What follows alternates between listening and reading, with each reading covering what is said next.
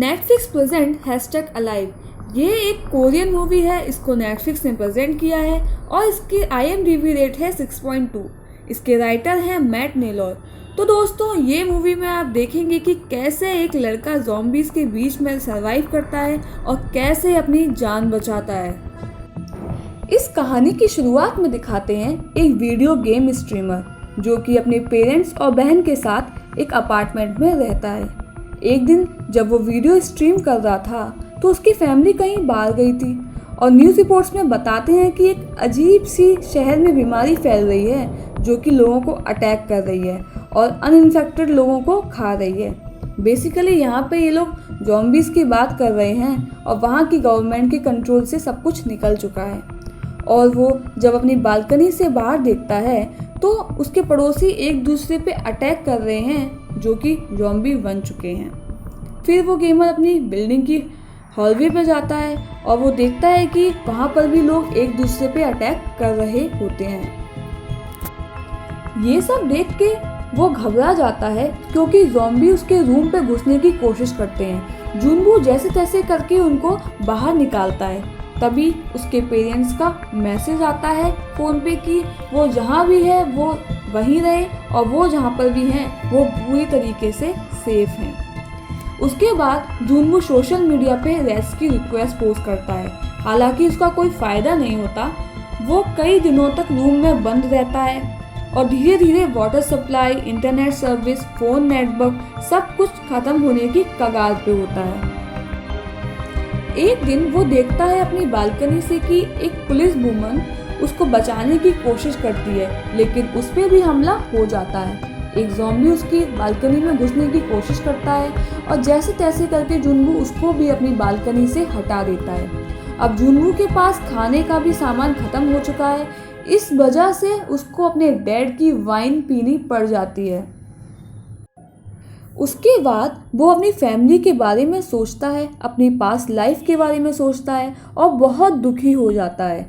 फिर अचानक से उसके फ़ोन का नेटवर्क रीस्टोर हो जाता है जिसमें वो एक वॉइस मेल रिसीव करता है जो कि उसके पेरेंट्स का होता है, जिसमें उन्होंने अपने लास्ट मोमेंट रिकॉर्ड किए होते हैं। ये सब देख के वो बहुत डिप्रेस हो जाता है और फांसी लगाने की ठान लेता है।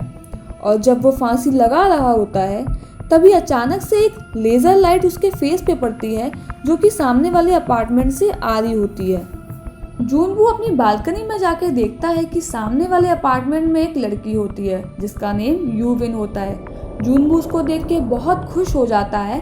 फिर वो दोनों रोज़ एक दूसरे को सिग्नल करते हैं, रोज़ सुबह 7 बजे। जब यूविन देखती है कि जुनवू भूखा है तो वो अपने अपार्टमेंट से उसके अपार्टमेंट को एक तार से जोड़ देती है और खाना बेचती है। लेकिन अचानक से एक इन्फेक्टेड आदमी तार को खींच लेता है जिससे यूविन को चोट पहुंचती है और वो अपने अपार्टमेंट में बेहोश हो जाती है। और फिर वो ज़ॉम्बी उस तार पे चढ़ने की कोशिश करता है। इसे देख के जुनवू फ्लाइंग ड्रोन भेजता है और उसको डिस्ट्रैक्ट करने की कोशिश करता है और इससे यूविन भी उठ जाती है जल्दी से और उस आदमी को नीचे गिराती है। जुनवू देखता है कि उसके पास खाना, सप्लाईज, कपड़े सब कुछ ख़त्म हो जाता है। इस वजह से वो अपने पड़ोसियों के अपार्टमेंट में जाता है लेकिन उसे कुछ खास नहीं मिलता। लेकिन वो यूविन को एक वॉकी टॉकी भेजता है जिससे वो दोनों बात कर पाएँ। जुनवू जब यूविन से बात कर रहा होता है तभी बादल के गरजने की आवाज़ आती है और वो दोनों अपनी अपनी बालकनी में आके देखते हैं। तभी पता लगता है कि वो आवाज़ बादल के गरजने की नहीं होती बल्कि ज़ॉम्बीज़ के अपार्टमेंट में जाने की आवाज़ होती है। दोनों जल्दी से अपने अपने अपार्टमेंट में छुप जाते हैं। लेकिन तभी यूविन से कुछ सामान गिर जाता है धोखे से। तभी सारे ज़ॉम्बी उस साउंड को सुनकर उसके रूम की तरफ आने लगते हैं। यूविन जुनवू को बताती है तो जुनवू यूविन के अपार्टमेंट में कॉल करता है और तभी सारे ज़ॉम्बी उस आवाज़ से अट्रैक्ट होकर उधर चले जाते हैं। तभी दोनों जल्दी से बैग पैक करते हैं और वहाँ से निकलने की तैयारी करते हैं। यूविन बताती है कि हमें 8th फ्लोर पे जाना है क्योंकि वो फ्लोर खाली है। तो दोनों अपनी अपनी बालकनी से उतर के बाहर रोड पे पहुँचते हैं।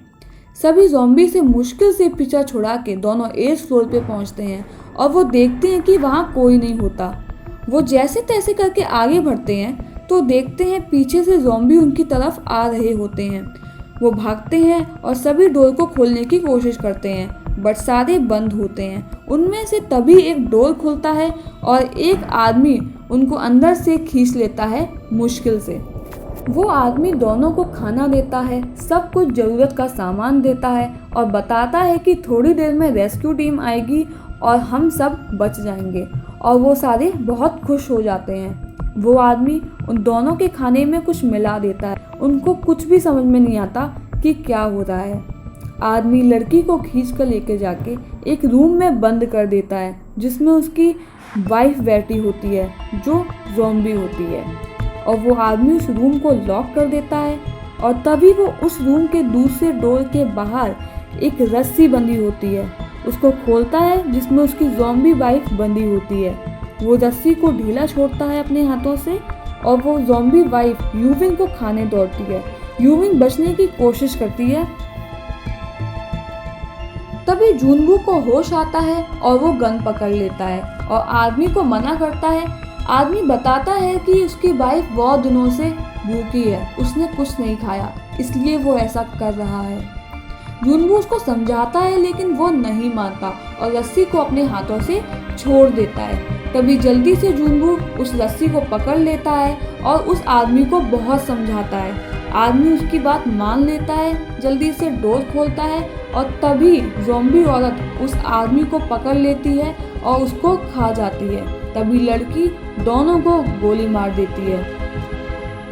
उसके बाद दोनों जीने की उम्मीद खो देते हैं और यूविन बोलती है कि मुझे गोली मार दो। तभी हेलीकॉप्टर की आवाज़ आती है और दोनों जल्दी से टेरेस की ओर भागते हैं। लेकिन जैसे ही दोनों टेरेस पे पहुंचते हैं, लेकिन हेलीकॉप्टर को देखने के बाद भी सिग्नल नहीं कर पाते। तभी काफ़ी सारे ज़ॉम्बीज़ टेरेस पे आ जाते हैं। जुनवू कुछ को गन से मारता है और उसकी गोलियां भी ख़त्म हो जाती हैं। देखते देखते ज़ॉम्बी उनके पास आ जाते हैं। तभी अचानक से हेलीकॉप्टर पीछे से आ जाता है और दोनों को रेस्क्यू कर लेता है।